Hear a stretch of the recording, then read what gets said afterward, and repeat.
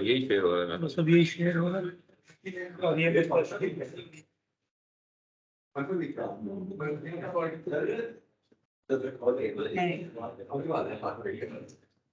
ये यहाँ पे मुझे कोई इशू हो रहा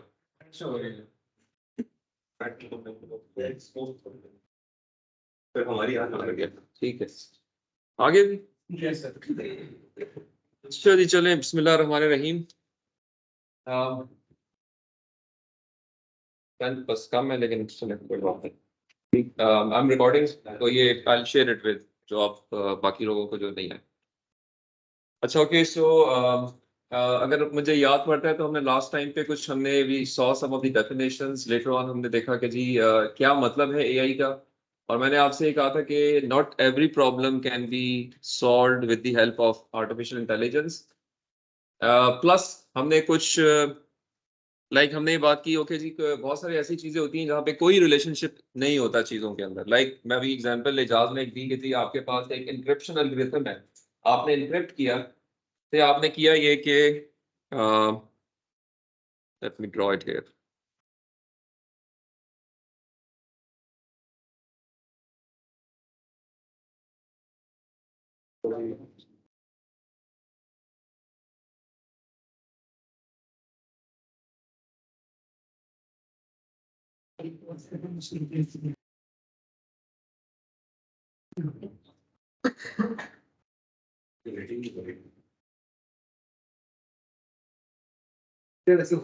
फॉर एग्जाम्पल देखें, आपने ना कुछ नंबर्स थे आपके पास 1 2 3 4, आपने इनको चेंज कर दिया अप्लाइंग बाय इंक्रिप्शन एल्गोरिथम। आपने एक इंक्रिप्शन अप्लाई की,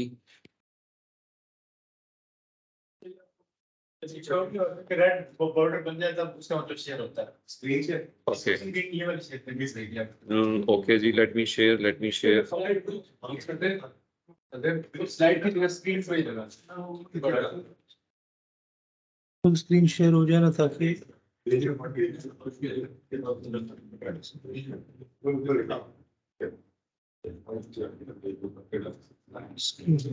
ये देखते हैं।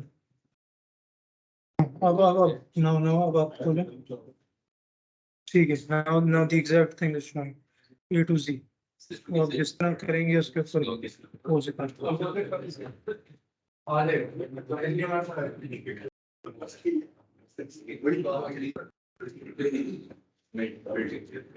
ओके जी, सो जस्ट एन एग्जांपल कि every problem can not be solved. Like अब ये हमारे पास एक डाटा सीक्वेंस है, इसको मैंने इंटरप्ट किया and I called it for example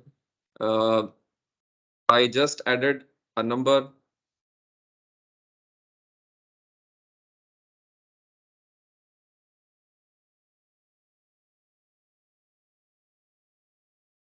मैंने डिसाइड किया जी कि just by adding 2 I am creating an encryption sequence, so it will become 3 5 5 sorry this is 4 3 4 5 5 and 6, right? So my data sequence is, these are the input features and these are the targets. We call them targets in the language of machine learning. So the point here is that my transformation is through this number, right?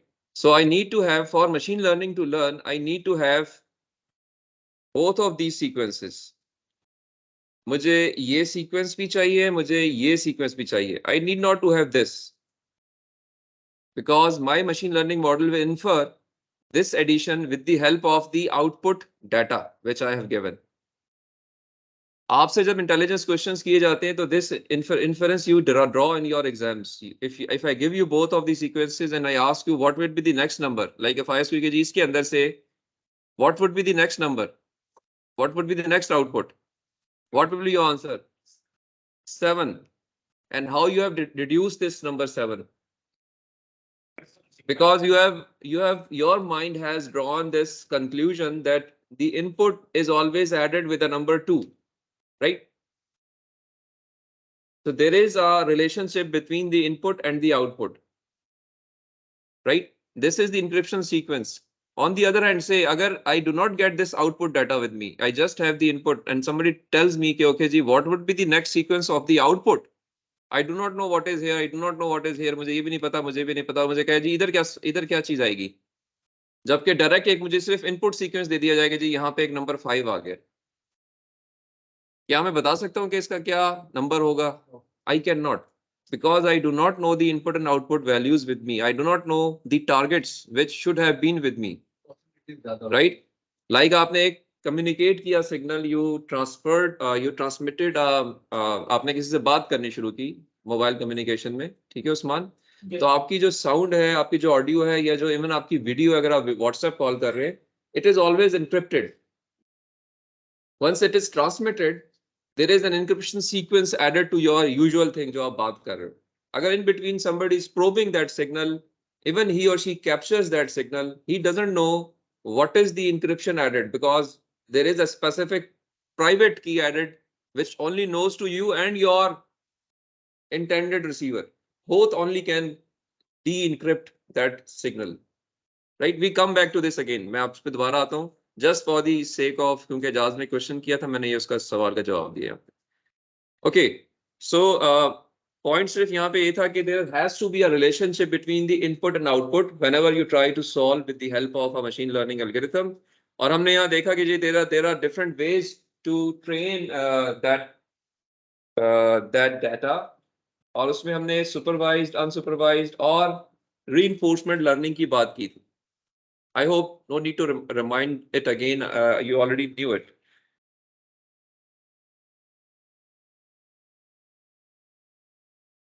Okay. I'll tell you some of the databases, but by the end of lecture, just remind me, because this is again an important part. बहुत सारे databases जो है वो already available हैं, यही input-output relationships के. And you need to run machine learning algorithms to establish this comfort level that I can do it, or a machine learning model can learn it, right? So there are databases. I'll show you certain. Most of the databases are on Kaggle. There are few on UCI, GitHub, and there are some private sources as well. So I'll show you few of them. अच्छा, इधर एक जो चीज अभी हम थोड़ी सी establish और कर लें with the help of the same understanding जो भी हमने बात की, कि मैंने आपसे कहा जी कि we need to have 3 different steps once we try to solve with the help of ML. There is one thing which we called AI algorithm.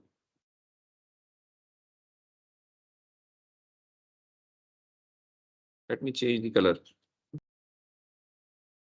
This AI algorithm requires data and it generates data.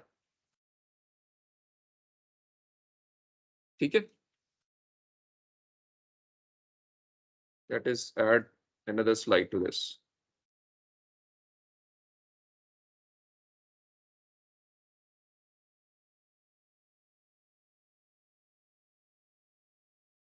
Okay.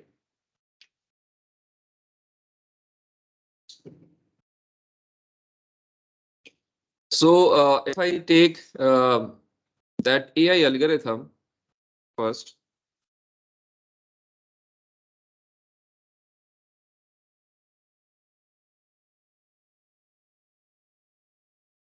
ये algorithm जो है, अगर आपको मैं आपसे पूछूं जी इसमें क्या चीज होनी चाहिए, तो आप सोचें कि पहली बात तो ये कि हमें जो भी हमारे पास मैथमेटिक्स यहाँ पे होनी चाहिए, उसमें एक एआई मॉडल को उसे बिल्ड करना चाहिए. यानी एक कोई फंक्शन होना चाहिए हमारे पाइथन के अंदर जो कि बिल्ड करे एआई मॉडल को. ये वो होगा कैसा? Second function would have been कि इसको ट्रेन किया जाए with the help of some training algorithm. And the third step is testing. You need to test it on unknown data.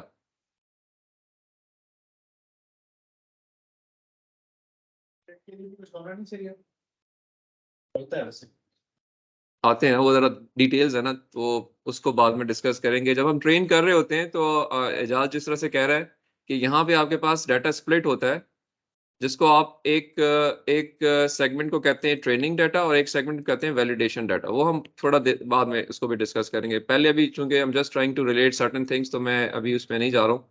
But there are three major steps of implementing AI algorithm, right? And for this model to work, I need to feed with the data, right?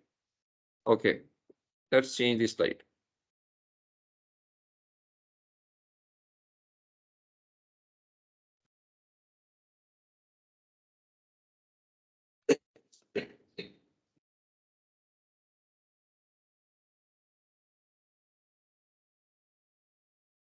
अच्छा जी, अभी data जो हमारे पास है, अगर मैं सिर्फ data की बात करूं,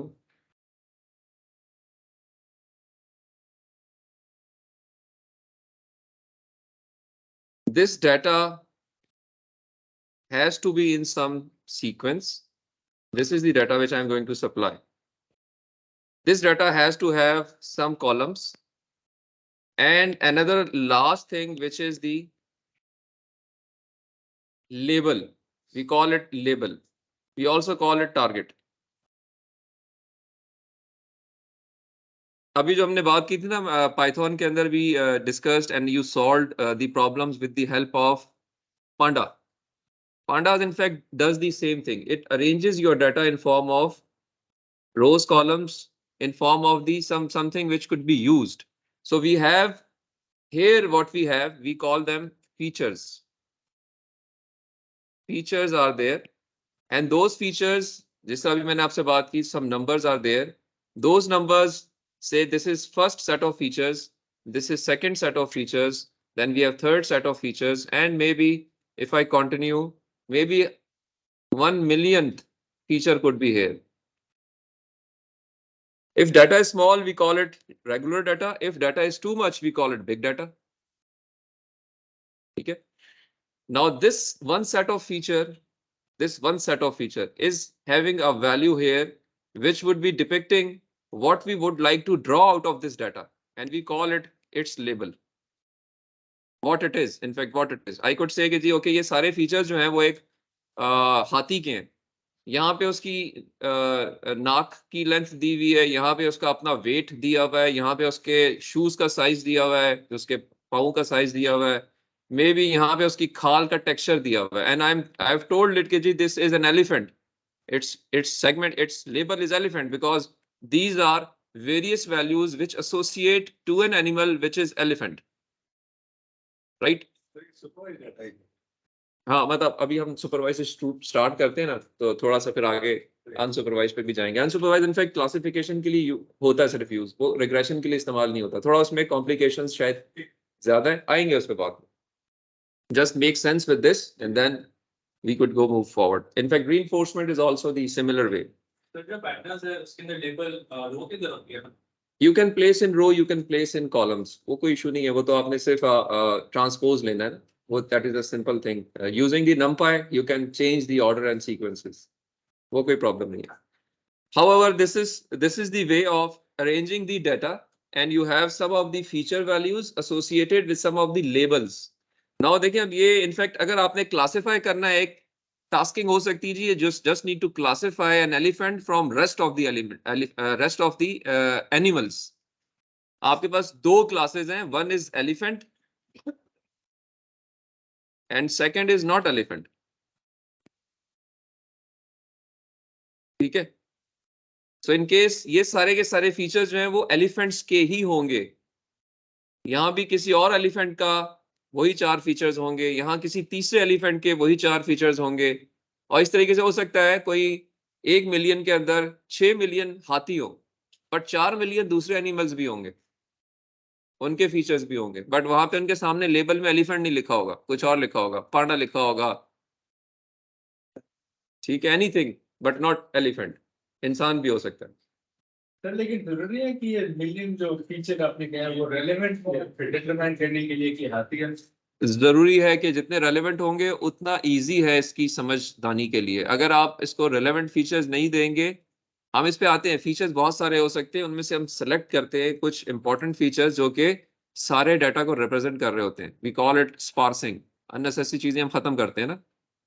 आपको भी अगर मैं किसी चीज पे ट्रेन करूंगा, अगर से मैं आपको इधर चीजें वो पढ़ानी शुरू कर दूं जो कि बहुत ज्यादा हो जाए, तो आपका दिमाग फिल्टर करना शुरू कर देगा, फिर आपको कुछ समझ नहीं आएगी।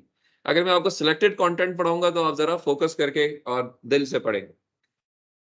तो ये मशीन लर्निंग के अंदर भी है कि आप बहुत डाटा उसको दे देंगे और अननेसेसरी देंगे तो वो कंफ्यूज हो जाएगा, ये क्या कर रहे हैं मेरे साथ। तो you have to give something selected, but this is how the data has to be presented. Now this data in fact, let me change the slide.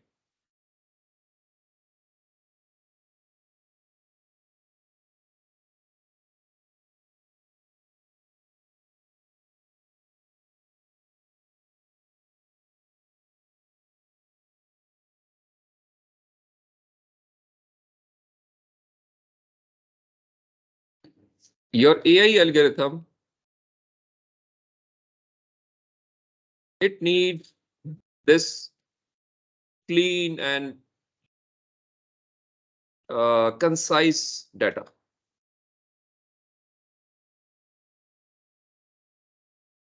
जिसके अंदर उसके पास क्या चीजें, एक उसके पास लेबल है and rest are the features. So there is a set of data which we are trying to feed to my AI algo, which is composed of features and labels. AI algorithm now will take this data, it will have, हमने क्या किया, हमने उसको build कर दिया। Build करने से बना दिया कि उसका हमने स्ट्रक्चर बना दिया कि जी उसके अंदर फॉर एग्जांपल आपने रेगुलर कुछ शक्लें देखी होंगी जी, कुछ इस तरह की चीजें होंगी, कुछ न्यूरॉन्स होंगे, कुछ लेयर्स होंगी, कुछ आउटपुट्स होंगी, यहाँ पे आउटपुट जनरेट हो रही होगी, they all will be linked together and ultimately इस जगह से आउटपुट जनरेट हो रही होगी। ये डाटा इन हो रहा है और ये डाटा आउट हो रहा है। ठीक है, बहुत वो तो नहीं हो गया, ज्यादा तो नहीं हो गया। अच्छा खैर, सो होगा क्या जी कि जब ये डाटा इस सिस्टम के अंदर उसने जाना है, तो सबसे पहले तो हमने इस एआई अल्गो को बिल्ड करना है। So there is a topography of, we call it topography, और we also call it architecture. We have to define the architecture of this AI algo or AI model. So topography or architecture.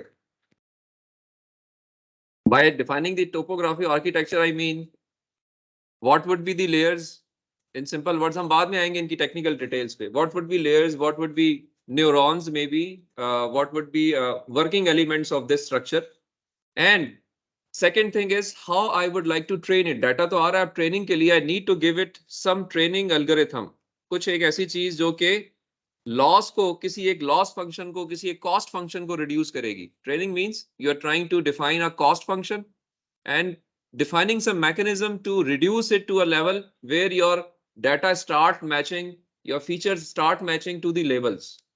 We call it training algo. So AI has some algo which may vary based on various things. One of the most popular one is gradient descent. आपने maths में पढ़ा होगा gradient descent algorithm, नहीं पढ़ा तो मैं आपको पढ़ाऊंगा, कोई इशू नहीं। ग्रेडियंट डिसेंट इज, हम मैथमेटिक्स कवर करेंगे बट उतनी जितनी आपको समझ आ रही हो, बहुत ज्यादा डिटेल में नहीं जाएंगे, ठीक है, but inshallah we'll cover it in sufficient details. So training algorithm has to have something where you would like to be fed in with the features and with the labels, and training algo will try to reduce the error between them, the loss function between them. Ultimately it will converge and it will start giving you the output values, right? आप कह सकते हैं कि जी there is a forward, उसको हम कहते हैं feed forward back propagation. Data is fed in the forward direction and error is circulated backward, so that from start things get corrected. Then again you pass another set of examples, again check the output. If it is correct, fine. If it is not correct, go back, correct everything. So it's a circular iteration which will be continued. So मैं यहाँ जो बताना चाह रहा हूँ कि यहाँ पे हमने बिल्ड किया, हमने ट्रेन किया, और उसके बाद हम टेस्ट करते हैं। जब ट्रेन हो जाता है उस बेस्ड ऑन एल्गोरिथम तो टेस्ट करेंगे, राइट? सो जो आपके पाइथन के अंदर या मैटलैब के अंदर जो फंक्शंस हैं, let me add another slide.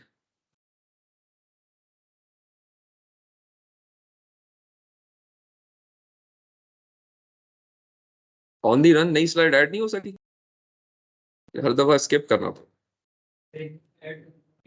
बहुत सारी ऐड कर दें, ये भी ठीक है, चलो खैर। Okay so which colour is better to show? Red, purple, yes black is also good, चलो ब्लैक कर लेते।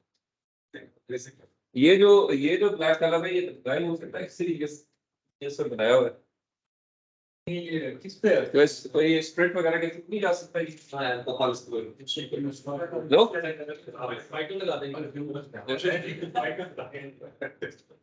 अच्छा जी, ओके चले देखिए अब क्या चीज है। इट मींस जो आपके पास पाइथन है, I talk of the languages which allow you, like Python के, तो मैंने आपसे कहा TensorFlow is something which will create the AI model for you. Now its job is, yeah, in MATLAB, if I go for the MATLAB, let me do it in parallel. इसमें erase भी होता है जी कहीं से?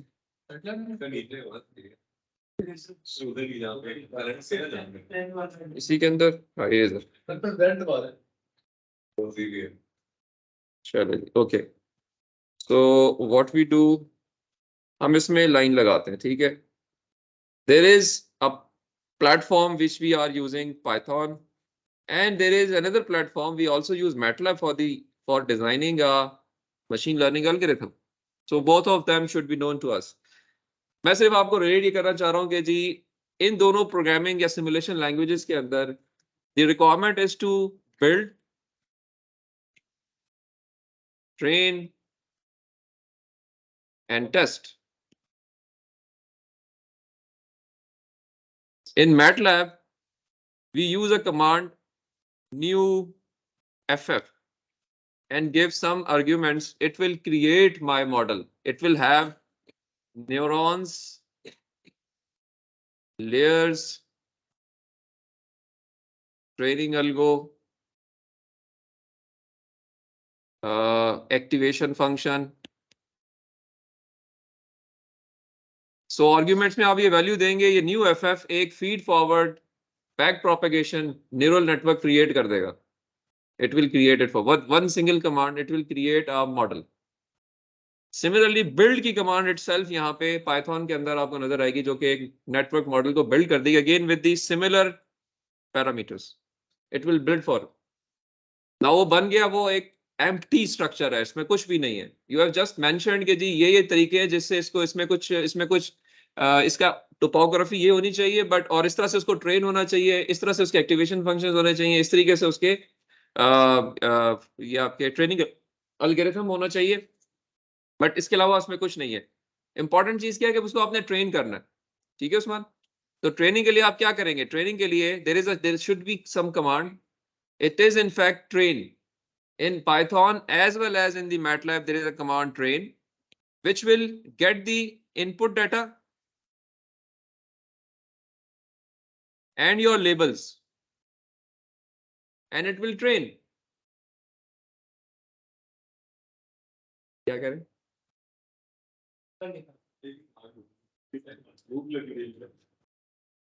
अच्छा चले खैर है. So there has to be a training में क्या है, there is some features which will you give.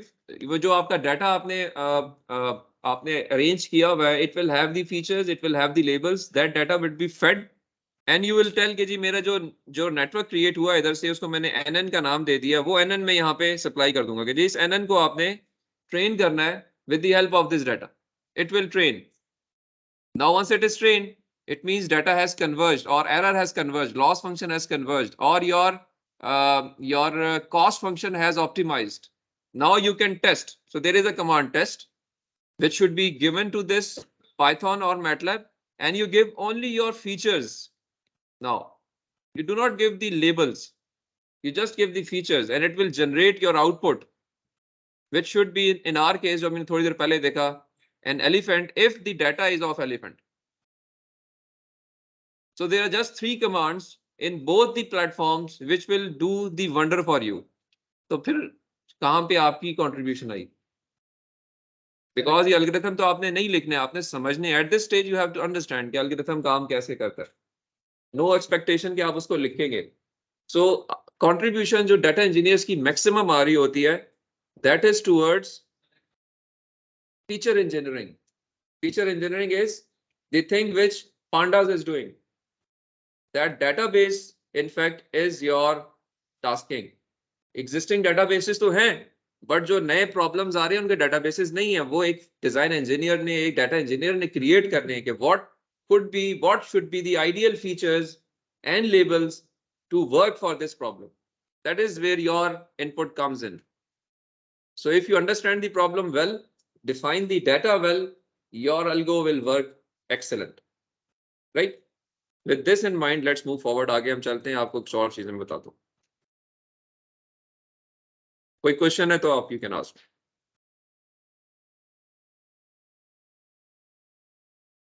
It did okay. अच्छा जी, अब थोड़ा सा मैं आपको ना ये एक थोड़ा सा बैकग्राउंड दूं. इंटरेस्टिंग, मजे की है, इसलिए I would like to give this. जब ये स्टडीज शुरू हुई है एआई के ऊपर, the roots are in the medical studies, the physical. आप सबसे पहले आपने सिमुलेट करना है ना. एक AI is in fact artificial intelligent system, so you have to simulate some of the intelligent system. So first you have to see the physical connections of that intelligent system कि वो कैसे काम करता है. Like इंसान है अगर, तो हमारा दिमाग कैसे काम करता है. So that is the first thing to work on. ऐसा ही है. So it means the first step towards development of any technique is to explore what are the physical connections, how they behave, किस तरह वो किस threshold पे active होते हैं, किस वक्त हम सोए रहते हैं, किस वक्त हम कोई चीज सीखते हैं, किस टाइम पे हम कोई रिएक्ट करते हैं, किस टाइम पे हम रिएक्ट नहीं करते हैं. So that is what we have in the neurobiological studies. So that was the starting of this particular area was the medical domain. Once people start getting those understandings कि how we react, how we in fact get intelligence, then they moved on to the learning, how we learn. So learning comes from the psychological studies. Psychologists, they came in. How do animals learn? How they forget, how they recognize, and they perform various levels of task. This was the second thing in the process of defining this area. Third thing was you needed to model it. Let's model it now because हमें इसके physical connection समझ आ गए, इसके learning style समझ आ गया, तो let's try to model it in the mathematics as well as in the some computer system so that it could generate those things artificially for us. So the first model was given by the McLauch and Pitts, which was the mathematical model of some neural network. We called it neuron.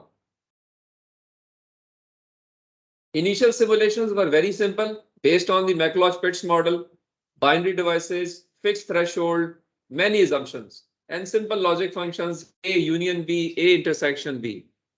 One value intersection with second value, one value union with second value, something like this. So simulation started off. And they draw the engineers and physicians, they came in. In fact, people started working in groups. The first group was they were the engineers. And the second group were the neuroscientists. एक McGill university में था और एक जो है वो आपका IBM के अंदर था. So the multidisciplinary trend started off and still it is continued. आज भी जो अच्छे projects हैं या जो working models हैं उसमें दोनों ग्रुप्स आपको नजर आएंगे काम करते हुए. असल में मौसम चेंज हो रहा है तो ये थोड़ा सा तबीयत अभी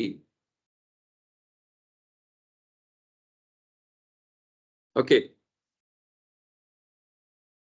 यहां तक जो मॉडल्स थे they were simple models. Now people bringing in the complexities में the first complexity came in form of perceptron. Perceptron was a multi-layer model, multi-neuron multi-layer model given by the Rosenblatt.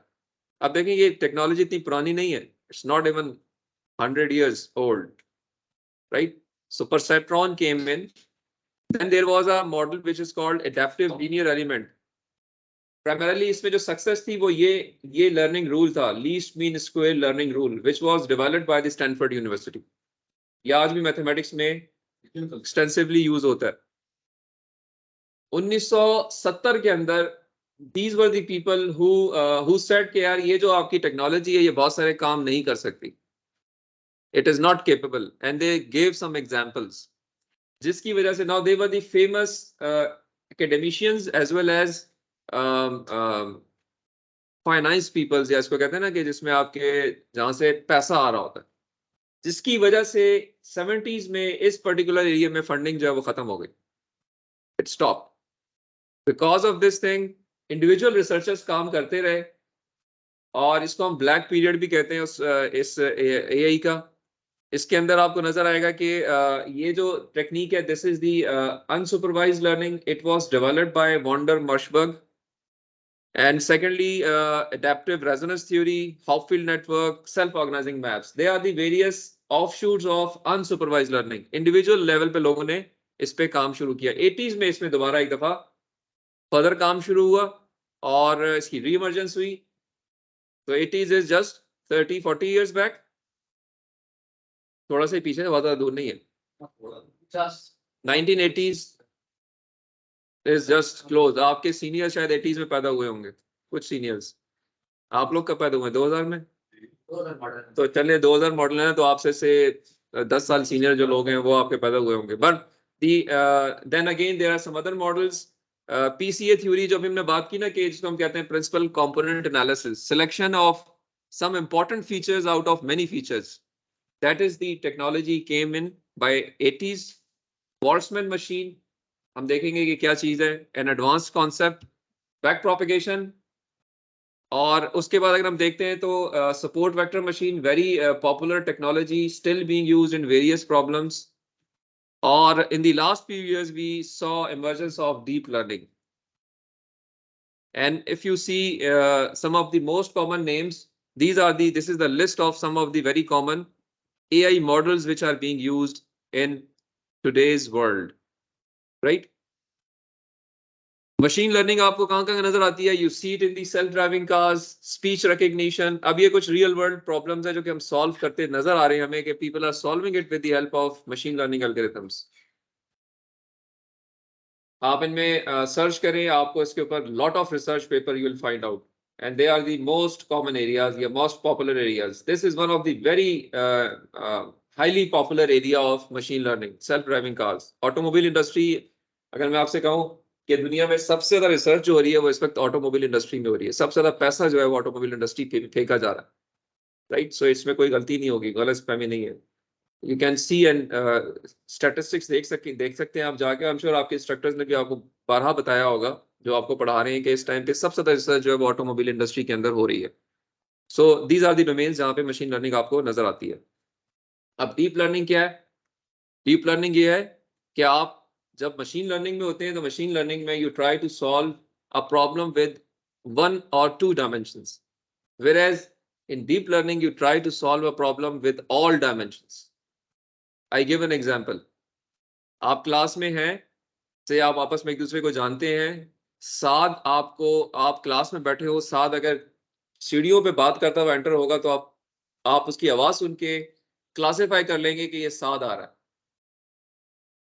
Saad is traveling on the road and you are maybe moving 100 meter back। इसकी चाल देख के आप 100 metre पीछे से पहचान लेंगे कि साथ जा रहा। ऐसा ही है, ये चलता हुआ आ रहा होगा, इसकी कदमों की चाप से। he is not talking, you have not seen his gait, still by the way he is putting his feet on the ground, that sound is जो स्पेशल जनरेट हो रही है, जो कि यही जनरेट अपने लिहाज से कर रहा होगा, you are still able to recognize his साथ। अब ये 3 डिफरेंट डायमेंशन मैंने आपसे मेंशन किए हैं, ये डिफरेंट तरीके हैं किसी बंदे को पहचानने के। जो आपके, जिसको आप ज्यादा जानते होते हैं उसको आप हर तरह से जानते होते हैं। आप उसको साइड से देखेंगे पहचान लेंगे, आप पीछे से देखेंगे पहचान लेंगे, आप ऊपर से देखेंगे पहचान लेंगे, फ्रंट से देखेंगे पहचान लेंगे। सो there are 8-9 different dimensions या ways to recognize a single person। ML learns only one type of learning, but deep learning learns all type of learnings, all type of understandings। क्योंकि आपने डीप लर्निंग मॉडल से अगर learning करानी है तो उसको आप डाटा देंगे, फ्रंट का, फॉरवर्ड का, बैकवर्ड का, sideways, may be street view, some other aspect। So data will increase for the single phenomena, so it will become more, and you are trying to understand the phenomena from all dimensions। So that is why we call it deep learning। We are learning it in a deep way। हम इसको ज्यादा depth में जाके study कर रहे हैं किसी बंदे को, right? So that is a special field of machine learning। We'll see this as well, जिसमें different models हैं जो कि exist करते हैं। इसमें फीचर्स भी ज्यादा हो जाएंगे, इसमें डाटा भी ज्यादा हो जाएगा, इसमें लेबल्स भी ज्यादा हो जाएंगे, everything will increase add to this. जी जी जी। तो अगर हम मशीन लर्निंग को मतलब वही कर दें तो मशीन लर्निंग के अंदर अगर हम वही चीजें एडवांस या उसमें फीचर्स ऐड करते हैं तो डीप लर्निंग बन जाएगा। डीप लर्निंग इसके अंदर आती है। जी जी, ऐसे ही है, ऐसे ही है। मशीन लर्निंग आपको नजर आएगा कि मशीन लर्निंग जो है उसके मॉडल्स ही डीप लर्निंग के अंदर इंप्लीमेंटेड हैं with more details, with some extra steps, right, and I will see, you will see that. ठीक है। अच्छा, कुछ की मशीन लर्निंग टर्मिनोलॉजीज है जो भी मैंने आपसे जिक्र भी किया। लेबल की मैंने आपसे बात की। Label is what, it is what we are predicting, right. और अगर मैं पाइथन की जुबान बात करूं, इट्स अ वेरिएबल वाई। अगर एक लीनियर रिग्रेशन प्रॉब्लम सॉल्व कर रहे हैं हम, so it is output Y, that is called label. Machine learning system जो है उनका मेन एम ये होता है, दे विल ट्राई टू जज something which is not known to them, that is the main aim. So label is one thing which we should know. Features, all the input parameters, maybe x1, x2, x3 till x10, x20, x20, x30, x300. Those are the features, and we save it in a variable x, in an array x. numpy के अंदर एक हम variable create करते हैं, उसमें हम ये सारी values store कर लेते हैं। So like इधर एक example भी दी हुई है कि आप एक spam detector बनाना चाह रहे हैं। आपकी email के अंदर spam आती है ना, जो आपके different Google ने spam में डालनी होती है। It can classify a mail to be a spam or not spam based on various things. These are the features. Label is spam or not spam, yes or no. Word in the email, what it will check or it may check, it can check the words, it can check the sender's address, time of the day. If any weird word is there within that email, it will check for those. So अगर ये सारे parameters yes हैं या कोई no है, इसकी base के ऊपर classes define की जा सकती हैं. But all of these things in this case are called features. अब एक example लेते हैं आप. ये now an example is combination of the label as well as Unlabeled. Label and features. पहले तो हम देखेंगे ना कि जी लेबल्ड एग्जांपल्स कौन सी और अनलेबल्ड एग्जांपल्स कौन सी। So example itself is a set of X and Y, जो भी हमने बात थोड़ी देर पहले भी की। So we call it example. To solve a problem we need a set of examples, right. Labeled examples are there for a supervised learning platform. Unlabeled examples are there for the unsupervised platforms. So labeled example में क्या चीजें होंगी? You have a feature and you have a label. यानी x और y का जो set बन रहा होगा, that would be called one example, which you will store in your Python routine, right? And then we'll try to train our model with the help of this labeled example. एक रो जो है वो एक example होगी, उसमें features हैं और उसमें एक लेबल है। This is one example, right. अब ये एक बड़ा पॉपुलर डाटा सेट है हाउसिंग प्राइसेस का in California. You can get it from Kaggle. Just mention some of the values here. There are three features. Housing median age, कितने अरसे तक एक बंदा एक घर के अंदर रहेगा? 40 साल। जनरली मीडियन एज एक घर की होती है 39 ईयर्स, 40 ईयर्स एक घर के। उसके बाद it is generally destroyed and made a new one. So ये उसकी मीडियन एज लिखी हुई है। यहाँ पे उसके टोटल रूम्स एक फीचर वैल्यू है, ऑल्दो बहुत ज्यादा नजर आ रहा है, but this is what data says. Total rooms है, टोटल बेडरूम्स उसके अंदर है, and then it is a median house value के वो कितनी यूएस डॉलर का वो घर होगा। सो ये एक जो रो है, this is one example in which you have some features. देखिए फीचर्स का ताल्लुक जो है वो इसकी प्राइस के साथ है। एक यहाँ पे एक नॉन लीनियर रिलेशनशिप स्टैब्लिश हो रहा है, वो इक्वेशन कोई नजर नहीं आ रही है। But there are three features जिसमें आपके पास median age, number of rooms, number of bedrooms relate हो रहे to generate a value for that house. जो हाउसिंग सेक्टर में रियल एस्टेट में काम कर रहे होते हैं वो इन फैक्टर्स को ही देख के कुछ ना कुछ वैल्यू एस्टिमेट कर रहे होते हैं। कोई इक्वेशन वहां नहीं चल रही होती, but there is something, some mental work being going on. So relationship is there. This is the database. This is called data set. Machine learning terminology. You have, and you again use Panda routines to generate such like data sets, which is useful for your processing. जी data के अंदर outliers होंगे उनको filter out करते हैं. Reason being कि वो outliers जो हैं they are sort of unnecessary items. So what you try to do, you try to use some of the you try to plot it. Once it is plotted, by using some of the commands, you will figure out what are the outliers, and you will try to specially filter them out by the selection and deletion. वो feature निकाल देंगे वो निकाल देंगे आप, because those are not basically used in the training purpose. ठीक है साथ. So this is the unlabeled example. You just have the features. There is no label here. So you have X but no Y. Right? Like ये आपके पास जो data set इस वक्त नजर आ रहा है. They are the unlabeled examples. You still have features, but you do not have the label here. ठीक है? ठीक है, Abu Bakr? Okay. Now model in fact is what? Model in fact is what we try to establish the relationship between features and labels, right? So for example, a spam detection model might associate certain features strongly with spam and something which are not strongly associated. ये visible है वैसे पीछे? दिख रहा है light अगर house से switch off है, स्विच ऑफ कर दो.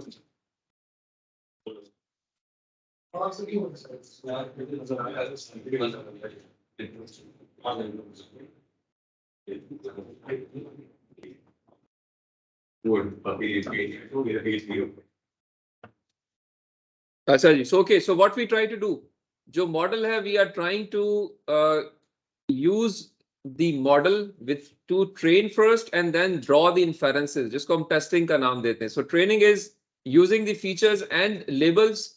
Inference is only giving the features to generate the y dash.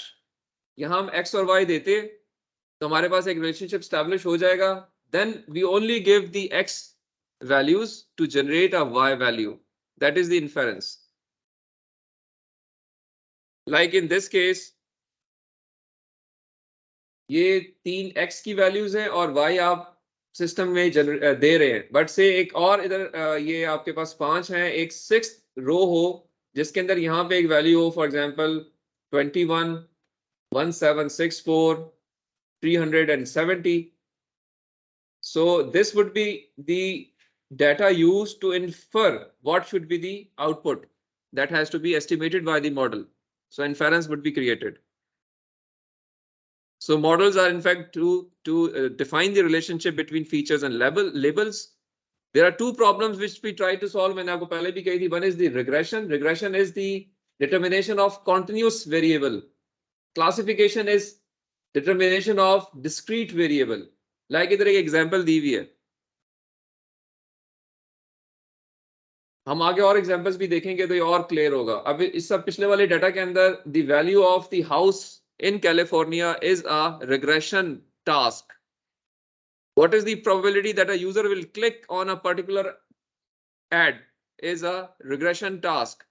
Whereas mail is spam or not spam, images of a dog or a cat or a man, it would be a classification task. So there are two tasks which are completed by machine learning model. हमारा as a design engineer या as a data engineer क्या काम है कि किस तरीके से अपनी प्रॉब्लम को डिफाइन करें कि उसके अंदर से क्लासिफिकेशन टास्क या रिग्रेशन टास्क आप इन्फर कर सकें.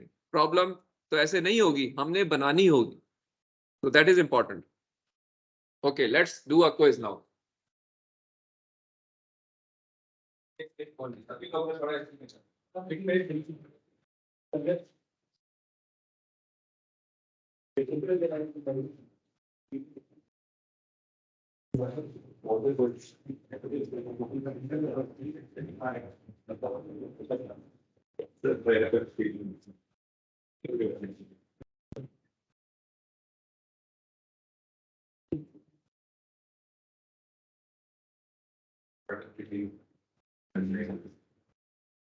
इसका करना क्या है? अच्छा जी, प्रॉब्लम देखें. There are two questions here. Select a question of your choice. The first question is, this is the task. Your answer should be what could be the features and what would be the labels for this particular modeling of a situation. And second is this one, in which your online shoe store, generally आजकल आप देखते हैं, it will try to recommend you next time and say how it will recommend different to a female than to a male. Based on what previous experience. आप देखें कि ये online shoe store के लिए आउटपुट जो है वो आपका एक शू टाइप है, उस शू टाइप के लिए वो कौन सा प्रीवियस एक्सपीरियंस मद्देनजर रखेगा और आपको आउटपुट दिखाएगा। इसको जनरल तो मतलब ये कि आपने एक मॉडल क्रिएट करना है जो कि मशीन लर्निंग मॉडल है, which is trying to give you output in form of a shoe type of shoe based on your previous interactive experience with the same machine. पहले दफा नहीं देगा वो आपको सर ये मुझे सिंपल टाइप देगा, सिंपल पैराग्राफ से लिखना है तो आपने इसको डिफाइन करना है प्रॉब्लम को कि इसके अंदर क्या फीचर्स वो देखेगा और क्या आउटपुट जनरेट करेगा। दोनों में आपने सिंपल सिंपल अपनी बड़ी फीचर्स, हाँ फीचर्स लिस्ट डाउन करने हैं एंड द लेबल्स जनरेट करने हैं। What would be labels here, what would be the features here, यहाँ पे फीचर और लेबल्स क्या होंगे इस प्रॉब्लम के लिए या इस प्रॉब्लम के लिए। ठीक है, सेलेक्ट अ प्रॉब्लम, किसी एक क्वेश्चन को कर नॉट टेक्निकल। टेक्निकल ये होती है कि कंसाइज, 3C प्रिंसिपल ध्यान में रखें, कंसाइज, क्लियर एंड करेक्ट।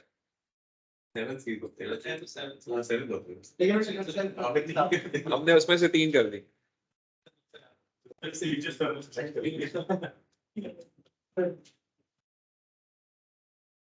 तो आप सोचें कि आप डाटा इंजीनियर हैं और ये एक प्रॉब्लम आपके पास आई है, आपने उसको मशीन लर्निंग मॉडल से ट्रेन करना है। अभी तक जो हमने सीखा है उसमें आप कैसे करेंगे, how would you decide the data for your Panda routine, वो जो आपका डाटा स्ट्रक्चर है वो क्या बनना चाहिए। चले और सादा कर लेता हूँ आपके, क्या क्या बताना है फीचर और लेबल के अलावा, फीचर और लेबल ही बताने बस। हाँ बस ना काफी है। आप कुछ और लिखना चाहें लिख लें। रॉन्ग है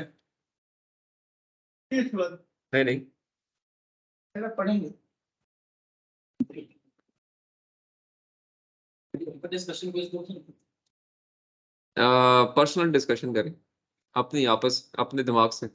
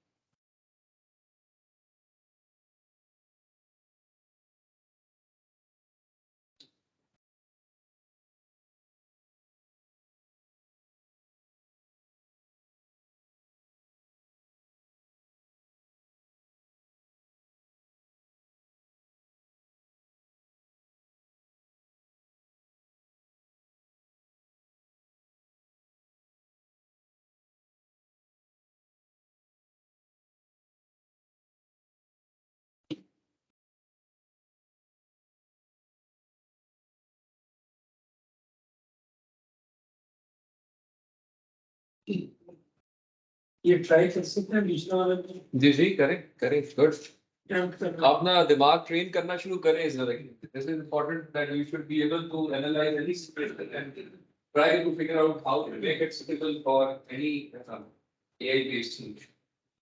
So as many problems we take on, it's better to have it.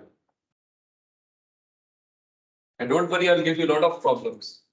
The requirement would be by everybody out of you is to solve one real world problem with a database, get a solution, and then write a research paper on it. Everybody out of you can publish one research paper by one single problem solved with this. Everybody. इसको finally है and इसको project करेंगे जी, the course, the semester project, I'll implement that 20% weightage. पे करना हाँ, encryption पे try मारते हैं आप कर सकते हैं, बिल्कुल. It is a good idea. Everybody has to think on one problem and try to solve it with the Python, with the MATLAB, get the results, write it down, send it to a conference. Conference. Conference Conference paper. वो आसान होता है जब आप journal में भेज दें, nobody. It's your choice.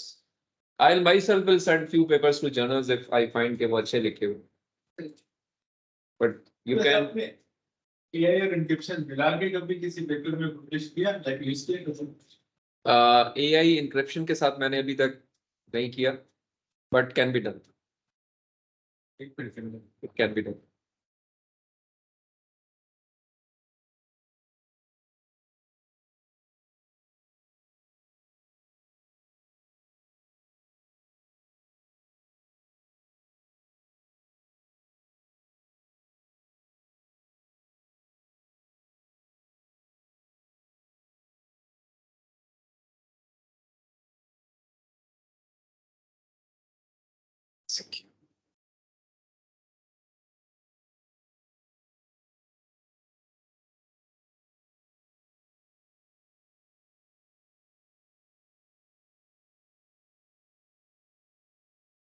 अच्छा जी, so हो गया या अभी कर रहे हैं?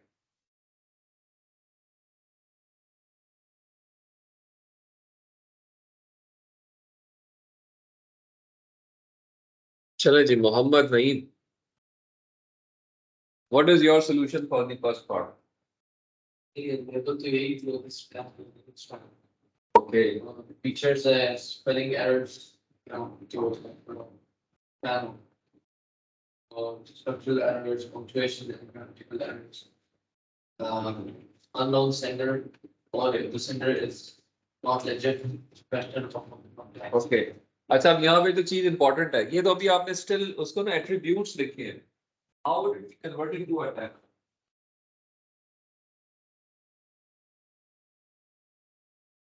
तो डाटा लाइक आपने अभी जो वैल्यूज लिखनी है, if I just write it over here तो आप मुझे लिखवा रहे हो, they are valid, good, सही सिलेक्शंस आपने की हैं।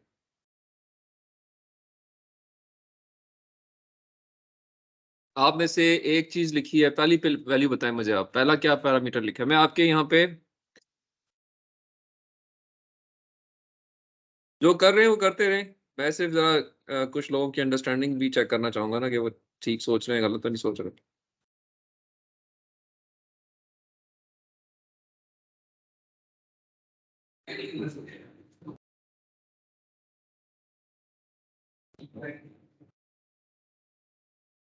सो से अब मैंने यहाँ पे I am trying to make a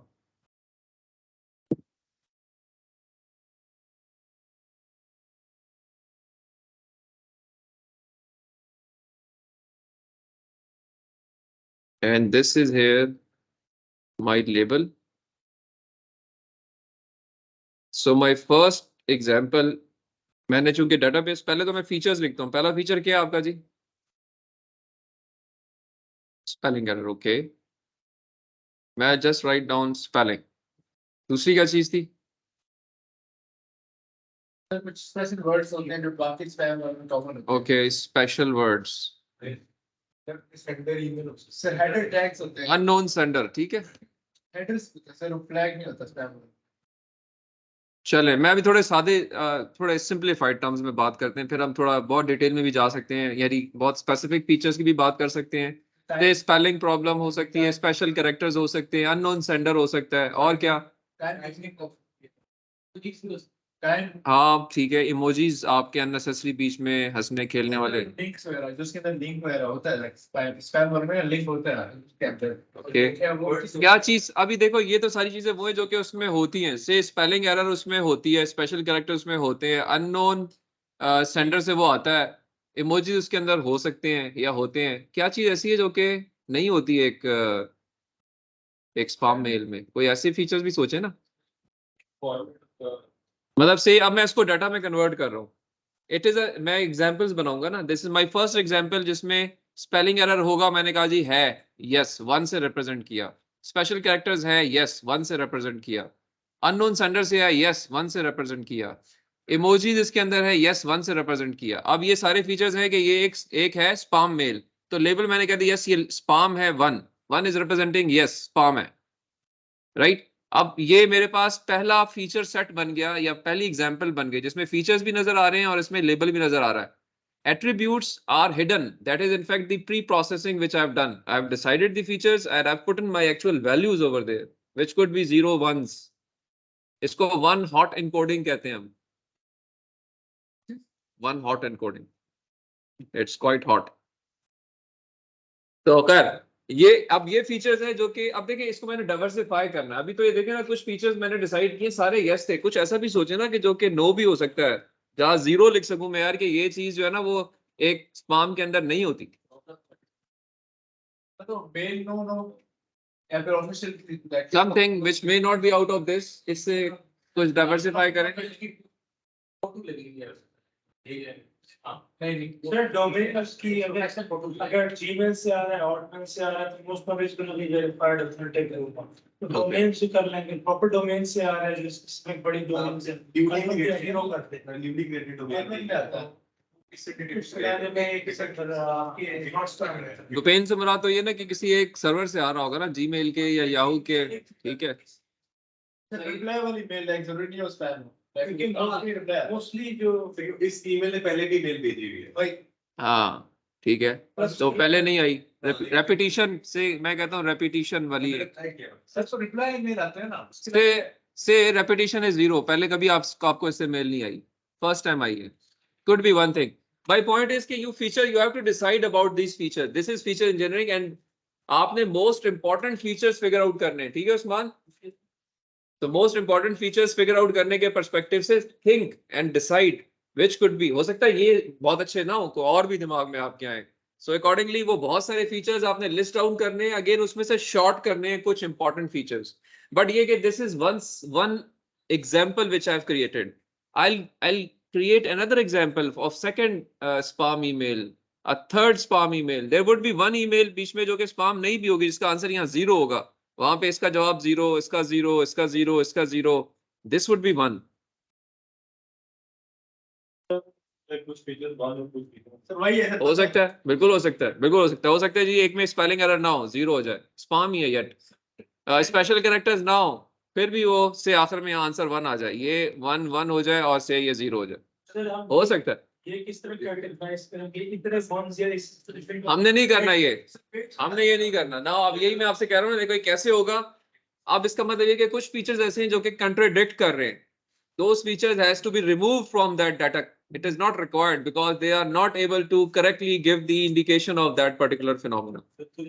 This is what we call feature engineering. ये आहिस्ता आहिस्ता आप फर्दर पे क्लियर होंगे, अभी सिर्फ इसको ध्यान में रखें, मे नॉट भी आज एक ही लेक्चर में सबको क्लियर नहीं करना था, बट ये कि फीचर्स होते हैं, फीचर्स में से कुछ सिलेक्ट फीचर किए जाते हैं based on some important things, you must keep this in mind. 75% of time your job is to do feature engineering, because the task after this is not difficult. Building is there, training is easy, testing is easy. Important is this thing. This is very important. So we need to work very hard on that. जी sir जो हमारी feature जिसका वो 1 से 0 के अंदर होते हैं, तो ये हमेशा 1 से 0 नहीं, जरूरी नहीं है, इसको हम कहते हैं hot one hot encoding, इसको कोई भी नंबर 1 to 1000 दिया जा सकता है। ऐसे मतलब अगर इसके अंदर हमें कौन फीचर डालते हैं फ्रीक्वेंसी का, किसका? फ्रीक्वेंसी का फ्रीक्वेंसी, ओके, ये रिपीटिशन इज फ्रीक्वेंसी। नंबर डालते हैं 3 4 5, आप कह रहे हैं कितनी दफा रिपीट हुई है ये? हाँ हाँ, तो आप तो ये कहेंगे ना, फ्रीक्वेंसी से आपका मुराद ये होगी कि फ्रीक्वेंसी है, रिपीटिशन है या नहीं है। सबसे बेहतर तो यही है, ये एग्जैक्ट नंबर ऑफ फ्रीक्वेंसी भी आप कह सकते हैं, ठीक है साहब, आप वो नंबर भी लिख सकते हैं ऐसे कि ये 5 दफा रिपीट हुई है, या आप सिर्फ ये भी कह सकते हैं कि ये रिपीट हुई है, यस 1 है। तो ये again your feature engineer has to decide. Case अगर कोई वीआईपी हमारा कॉन्टैक्ट है जिससे हम कहते हैं कि इसकी हमें इम्पोर्टेंट नोटिफाइड भी हो और हमें इसकी मेल है, तो अगर उसमें सब फीचर्स एडेड भी हो तो हम चाहते हैं ओवरराइड करते हैं, और वीआईपी के जो भी मेल है वो बस हमारे आ जाए। इसमें यस काम है। जी जी आ जाए, तो आप कर सकते हैं। लेवल किस तरह उसको आप लेवल ऐसे करेंगे कि you would like to keep it in the regular mail, not spam करेंगे ना आप, तो you will like to do everything, आप उसमें उसको एक स्पेशल फ्लैग भी असाइन कर सकते हैं, यानी जब आपका हेडर बनता है उसमें आप कहते हैं कि दिस इज वेरी डाटा, जो आपके स्ट्रक्चर्स बनते हैं ना आईपी का, जो आपका जिसको हम कहते हैं जो लेयरिस्टिक अप्रोच है, उसमें आईपी लेयर के ऊपर आप प्रायोरिटीज असाइन कर सकते हैं। You can give the highest priority to that particular data जब भी वो जनरेट होता है वहीं पे, कि इसकी प्रायोरिटी फॉर एग्जांपल 5 है, सो ऑटोमेटिकली यहाँ पे एक प्रायोरिटी का कॉलम भी हो सकता है, उसमें आप लिख सकते हैं कि इसकी प्रायोरिटी 5 है, जिसको आप लेके जाना चाह रहे हैं towards not spam, whatever the case is, तो that is the dominating criteria to decide to send it to which place, right. But ये स्पेशल केस है, अभी हम स्पेशल केसेस की बात नहीं कर रहे, हम जनरल बात करेंगे, this is how we create examples, ठीक है। So that should be that you should have an idea, ठीक है। This is a take home quiz, आप इसको घर ले जाइए, दोबारा सोचिए एंड अकॉर्डिंगली इसको फिल करके give it to me in the next class.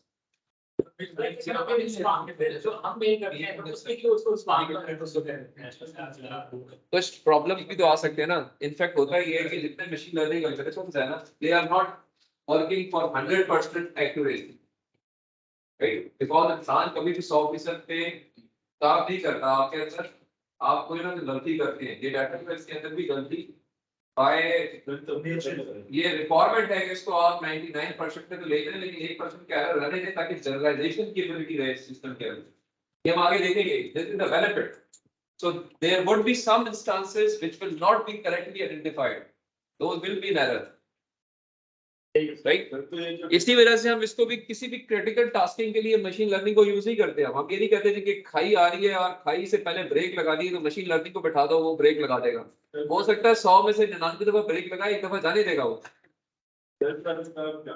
Ji self driving car का इशू है, बिल्कुल इसी वजह से प्रॉब्लम है, it hits the pedestrian sometimes because वो उसको पेडेस्ट्रियन कहती ही नहीं है उस टाइम पे। ये जो लेट्स से हमने 1000 एग्जांपल्स में डाल दी, हाँ हमें 1000 मेल्स देखने पड़ेंगे। जी, देखने पड़ेंगे, जितना ज्यादा डाटा आपके पास होगा उतना ये एक्यूरेटली प्रेडिक्ट करेगा। इससे टाइम कंस्ट्रेंट भी ऐड होता जाएगा, इजी हो जाएगा। असल में यहाँ फायदा ये है ना, ये इंसान के लिए, मेरे आपके लिए मुश्किल है, we are not superhumans, not supermen, we cannot remember these things, we cannot process these values, but computer has got, इसमें जो memory है वो exponentially improve कर रही है, प्रोसेसिंग पावर एक्सपोनेंशियली इंप्रूव कर रही है, तो इसके लिए मसला नहीं है। एआई के आने का वजह भी यही है, इमरजेंस की वजह यही है कि now you have super computational powers available with you, तो उसमें आप ये huge amount of data process कर सकते हैं। उसके लिए कोई मसला नहीं है, उसके लिए ये नैनो माइक्रो सेकेंड्स के अंदर डाटा प्रोसेस हो जाएगा। ठीक है, यस, बहुत ज्यादा डाटा अभी भी ऐसे एल्गोरिथम्स हैं, ऐसा डाटाबेसेस हैं जिन पे आपको पूरी पूरी रात के लिए ट्रेनिंग पे लगाना पड़ता है सिस्टम को। It takes hours to train and then you test it if there is a huge data, जिसकी वजह से आप अब ये जो आपके जीपीयूज पे आप लोग ग्राफिकल प्रोसेसर यूनिट पे लोग गए हैं, या कहते हैं ना जी कुछ कि हम काम कर रहे हैं, हमें सिंपल सिस्टम हमारे लिए काम नहीं करता, हमें जीपीयू चाहिए, या हमें जीपीयू रिसोर्सेज चाहिए, या आपकी जो लैब बनी हुई है जिसको आप कहते हैं हाई परफॉर्मेंस कंप्यूटिंग लैब, वहां पे जाके लोग काम करते हैं, वो इसीलिए करते हैं कि वो ज्यादा रिसोर्सेज एलोकेट कर देती है आपको टू डू सर्टेन टास्क, तो आप फास्ट करते हैं। ठीक है जी, आप क्लास में ही हो ना? So that is how you do and process certain things. अच्छा, आगे चलते हैं हम। अब एक प्रॉब्लम देखते हैं और उस प्रॉब्लम को हम try to solve it with the help of Python, a linear regression problem. अच्छा, एक जनरल अंडरस्टैंडिंग है, जो आपकी क्रिकेट्स होते हैं ना, they try to chirp, means जो इनकी आवाजें आती हैं जो अभी आजकल आप सुन रहे होगे, ये आपको सर्दियों में इतनी नहीं आती थी जितनी अब आती हैं, गर्मी में बढ़ जाती है। So there is a database which you can create like this. Sir इसकी इक्वेशन अवेलेबल है, राइट? फ़ारेनहाइट में वो जवाब दे देता है अगर आप चिप्स कैलकुलेट करते हैं 60 टाइम। हाँ, बट एग्जैक्ट इक्वेशन वो एक अप्रॉक्सीमेट इक्वेशन आप कह सकते हैं, बट इट इज, अगर देखा जाए तो ये इक्वेशन बनाई जा सकती है। वो इक्वेशन हम स्टैब्लिश करने जा रहे हैं with the help of machine learning model. These are the dots are showing the data points. On x-axis I have the chirps per minute. On the y-axis I have the temperatures. So is the database available with me? और अगर मैं चाहूँ कि जी इसको मैं equation बनाऊं, तो this could be one of the equation which will approximate this relationship. Because जब ये रिलेशनशिप जो है यहाँ से, अब मुझे नहीं पता कि से मैंने वैल्यू इधर निकालनी है अगर चर्प्स की, तो टेम्परेचर क्या होगा, या टेम्परेचर इधर क्या होगा तो चर्प्स क्या होगी, मे बी यहाँ पे क्या होगी, और अगर एक्स्ट्रापोलेट करूँ तो क्या चर्प रेट हो जाएगा with what temperature, right? So this there could be an equation but there is no specific equation. ठीक है जी, so let's approximate it with the help of a machine learning model. I hope you have time, चल सकते हैं ना? अब आगे कोई मसला तो नहीं आप लोगों से? ना करें यार, चलते रहे। सॉरी, अभी क्लास है? कौन सी? उसके बाद क्या है? वही नहीं है, तो हम एक क्लास उसके बाद इसको कंटिन्यू कर लें, बिकॉज आई वांट कि लेक्चर हम कंटिन्यू करें, आज का कंटेंट कवर कर लें। सो कपल ऑफ आवर्स मोर अगर हम चलें तो कोई प्रॉब्लम तो नहीं आ रही। हम रिकॉर्ड कर रहे हैं, वैसे ही कोई मसला नहीं है, आप जो आ गए, जो नहीं है वो रिकॉर्डिंग देख लेंगे ना।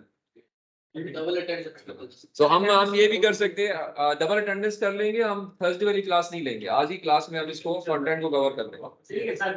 ठीक है, लेट्स फिनिश इट ऑफ। और अभी भी आप जितना आप उस क्लास को डिले कर सकते हैं उतना हम उसको आगे लेके चल सकते हैं। जी बिल्कुल ऐसी। कौन कौन है इसकी क्लास है? चले पहले तो ये बताएं। हमारी एथिक्स की क्लास। हेल्थ एंड सेफ्टी में कौन जाता है यार? अभी मेरी क्लास में आपकी आधी क्लास नहीं आई है, सर मैं और हेल्थ एंड सेफ्टी पे आप सारे जाने को तैयार हैं। उसके पूरे सेमेस्टर में 2 क्विज होते हैं। इसके बाद तब से आप अच्छा चले ठीक है, हम इसके बाद कर लेंगे। अभी तो जितना हम कर सकते हैं, we have still around 15 minute, and later on we will continue. वो क्लास कब खत्म होगी आपकी? 11:30। So we meet again here, same class at 11:30।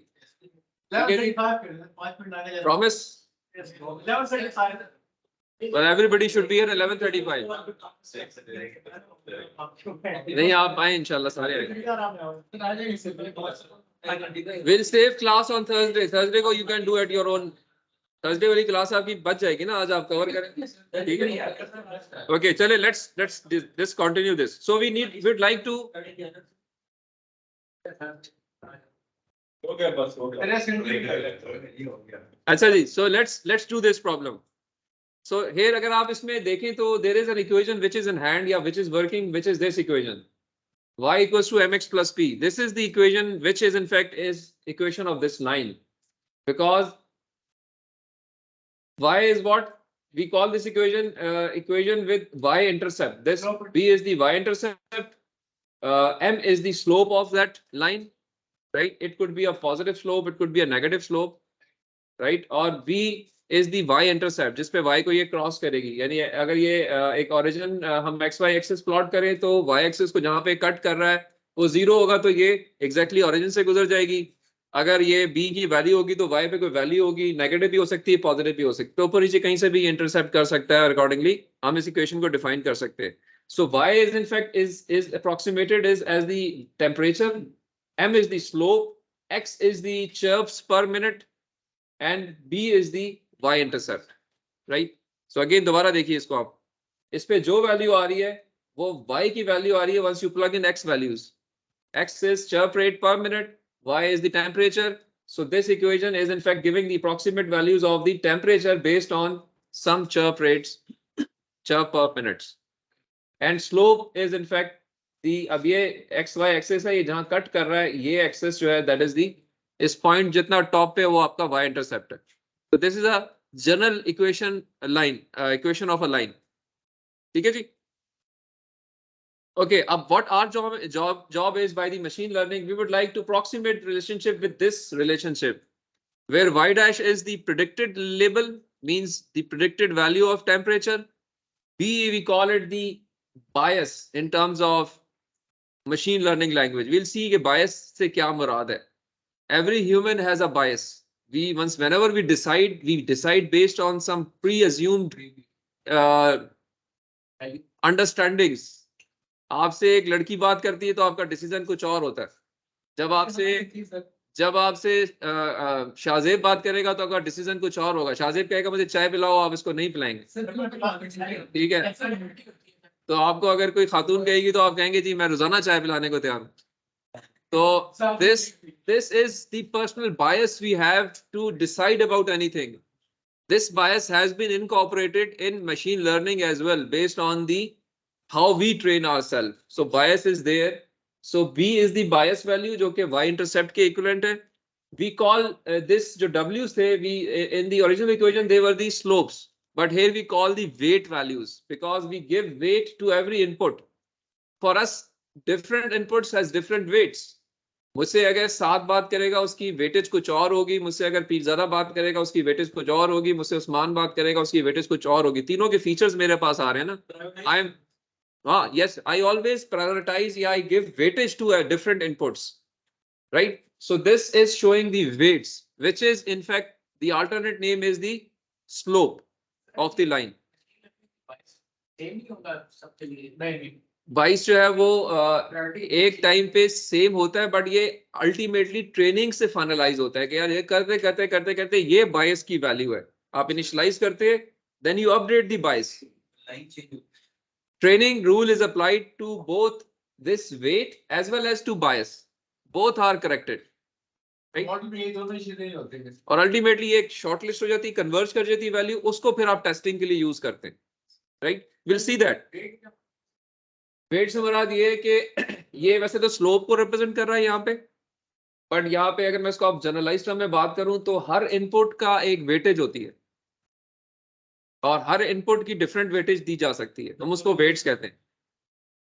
And will related once we go into the details. अभी मैं उस डिटेल में अभी शायद नहीं जा रहा, अभी मैं आपको सिर्फ एक मशीन लर्निंग मॉडल ट्रेन और टेस्ट करके देना चाह रहा हूँ। तो जस्ट अंडरस्टैंड कीजिए ये इक्वेशन बनेगी जिसमें ये प्रेडिक्टेड वैल्यू होगी।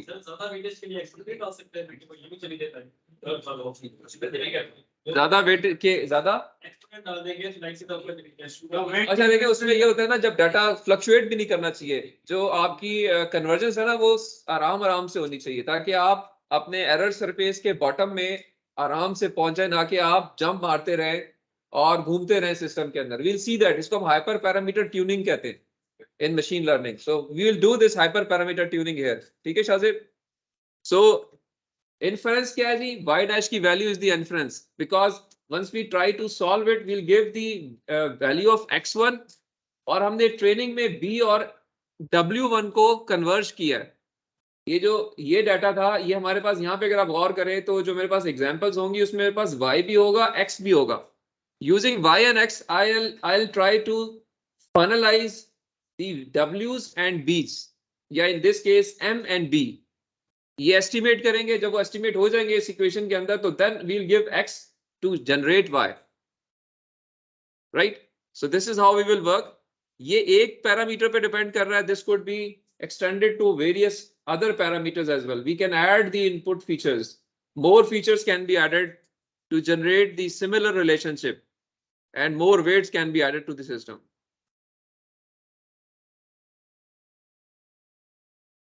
अच्छा, सिर्फ मैं यहाँ पे एग्जांपल दूंगा विद द हेल्प, जो हम मैन्युफैक्चरिंग के अंदर हम चीजें सॉल्व करते हैं. हमारा एम क्या है इसको सॉल्व करने का in the manufacturing sector, in mechanical engineering, to improve the productivity, reduce the expenses, quality improve करना, downtime system का reduce करना. So all the current industries, factories, they are working very hard to get their hands on such type of machine learning models to allow or assist in these processes, right? और इसमें जो दो major चीजें हमें नजर आती हैं, वो एक है जिसमें हम try to figure out the faults in the system, and second is the prediction of our spare parts. How to create a machine or a model or a system or anything which we would like to manufacture. तो उसमें कुछ important features हैं जो हम देखेंगे. मैंने आपको एक research paper दिखाया भी था. Just go and see it for yourself. और भी देखिए आप, जिसमें there is a problem of defect which is being identified using some of the complex image processing techniques. और चूंकि there is a huge amount of data being produced by industrial IoTs. हर जगह sensors लगे हुए हैं, smart factories हैं, they are connected together. So there is a general wish कि जी data है, why not to get some analytics out of it. इसको use किया जाए और उसकी मदद से इंसान जो चीज स्टोर नहीं कर सकता, जो चीज प्रोसेस नहीं कर सकता, मशीन मुझे वो बता सकती है. तो why not to use it.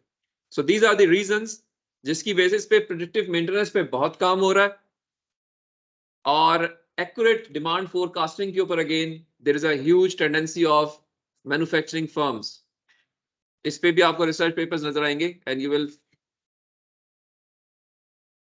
Sir आप क्लास लेने आए हैं? कौन सी क्लास? अच्छा, मैंने कहा आप शायद पढ़ाने आए. चले खैर. So there is another paper, lumpy spare parts prediction. आप इसको मैं आपसे शेयर करूंगा, इसको अपने टाइम पे पढ़िएगा. मैं अभी आना चाह रहा हूँ towards the coding side. Time है ना? Okay. ये बड़ी interesting एक figure है. I just saw it from some source that this use of AI and related machine learning software in the manufacturing sector is expected to grow from 1.1 billion US dollars to 16.7 billion US dollars in next 5 years. This is a annual growth rate of around 57%, highest than any other such like instance from past. And it's basically because of more data availability, more industrial automation, more computing power, and more investment by the industrialists. और इसमें एक और important चीज हमें पता होनी चाहिए, वो ये कि एक चीज होती है हम कहते हैं डिसरप्टिव इनोवेशन. डिसरप्टिव इनोवेशन ये होती है ऐसी चीज जो कि करंट थिंकिंग को चेंज कर दे. लाइक जब गूगल आया तो उसने करंट सर्चिंग को चेंज कर दिया. जब आपके पास व्हाट्सएप आया तो उसने रेगुलर वे ऑफ कॉलिंग को चेंज कर दिया, राइट? चैट जीपीटी आया, इसने current way of figuring out the useful information change कर दिए. They are the disruptive innovations. So disruptive innovation जो इस वक्त नजर आती है हमें दुनिया में, वो ये 5 सोर्सेज हैं या 5 एरियाज हैं. AI, public blockchains, energy storages, robotics and multiomic sequencing, जो कि मेडिकल के अंदर यूज होती है. This is how world is innovating itself. और अगर इस साइकिल को हम देखें यहाँ पे, तो इधर आपको देखो एक बड़ा इंपॉर्टेंट और अच्छा एक इंटरेस्टिंग साइकिल है. जो हमारे पास पहला इंडस्ट्रियल वेव आई थी, या पहली जो हमारे पास डिसरप्टिव इनोवेशन थी, that was related to industrial factories emerged पहले फेज के अंदर. दिस व्हिच वाज बैक, ये साइकिल था तकरीबन 60 साल का. 60 साल के अंदर ये वाटर पावर, टेक्सटाइल, पहली जो इंडस्ट्री लगी थी वो टेक्सटाइल इंडस्ट्री लगी. पहले वो पत्ते शत्ते होते थे या हैंड वोवन होते थे ना, मतलब वो आप घरों के अंदर आपने देखा होगा ना, वो लूम बन के होते थे. So that was followed by the railway आया. Second disruptive innovation was the railways. 55 साल तक ये दौर रहा. उसके बाद आपकी ऑटोमोटिव टेक्नोलॉजी इवॉल्व हुई, थर्ड इंडस्ट्रियल बूम जो आया या थर्ड इनोवेटिव साइकिल जो आया 50 साल का था, देखिए साइकिल कम होता जा रहा है। उसके बाद नेक्स्ट 40 इयर्स में एयरक्राफ्ट इंडस्ट्री ने बूम पकड़ा। 1990s तक ये aircraft industry has reached its peak. आप उसी के ऊपर वो डेवलप कर रहे हैं, एवियोनिक्स को इंप्रूव कर रहे हैं, but technology is the same. और फिर आपने 30 साल जो आपने अपनी लाइफ साइकिल में देखा होगा, that is the mobile phone boom, कि आप किस तरह से डाटा स्टोरेज, डाटा प्रोसेसिंग को इंप्रूव कर रहे हैं। नाउ देयर कमिंग अप कि आपकी क्लीनर टेक्नोलॉजी, जो एसटीजीज हैं वो चेंज हो गए हैं, क्लीनर टेक्नोलॉजीज की तरफ चले गए हैं, AI based solutions, machine learning, और ये साइकिल अगेन 25 साल तक रहना है। 2020 में शुरू हुआ है, 2045 तक ये रहेगा, and then it may change with some other disruptive innovation technology. दुनिया रहेगा तब तक। So next question. जी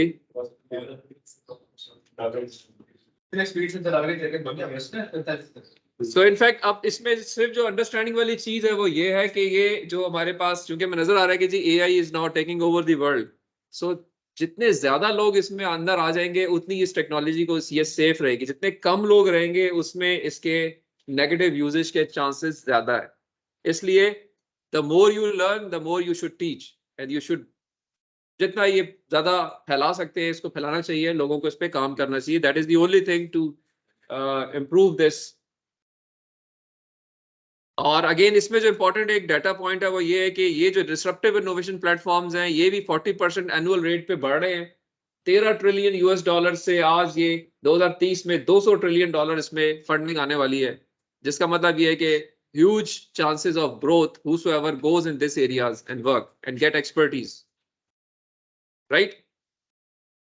और अगर ये आइडियाज अगर आप देखते हैं दुनिया के बिग आइडियाज, उसमें आपको नजर आएगा AI is the one, like इसमें बहुत सारे और भी लिखे हुए और ये सारे इंस्पायर्ड है again from the same 5 platforms जो मैंने आपको बताया। बिटकॉइन इसमें आपको नजर आ रहा होगा, डिजिटल वॉलेट नजर आ रहा होगा, autonomous hailing, ride hailing services नजर आएंगी आपको, इसमें आपको प्रीसीजन थेरेपीज नजर आएंगी, और ये they all are build on the 5 disruptive innovative platforms, जिसमें सबसे ज्यादा जो कन्वर्जेंस है वो एआई के अंदर है, राइट।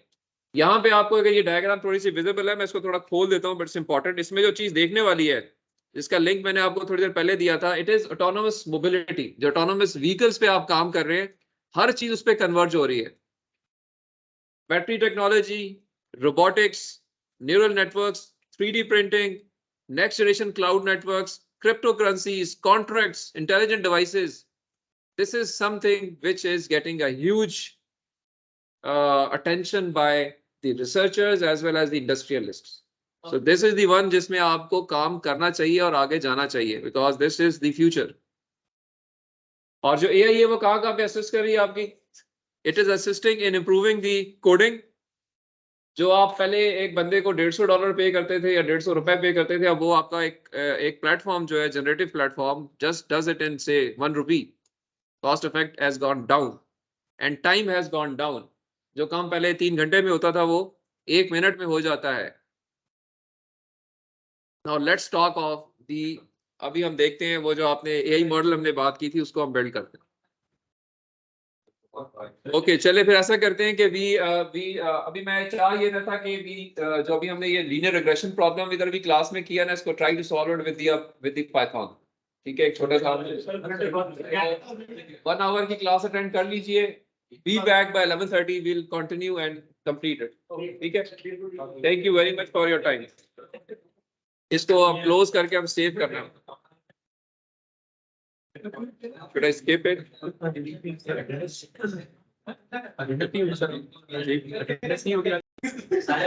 एक मिनट से आप